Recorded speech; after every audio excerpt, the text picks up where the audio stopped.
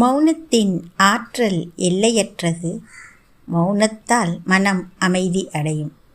மனித வாழ்வியலில் மௌனம் தேவைப்படுவது எப்போது?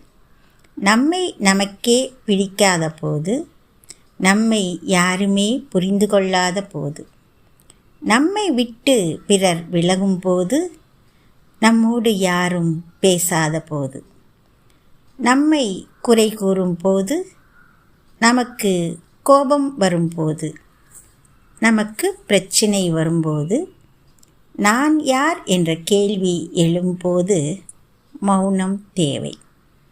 மௌனத்தால் தன்னை அறியலாம். உள்முக பயணத்தால் பிரச்சனையை ஆராயலாம். தன் மூலம் அறியலாம். சரியான தீர்வும் அமைதியும் பெறலாம்.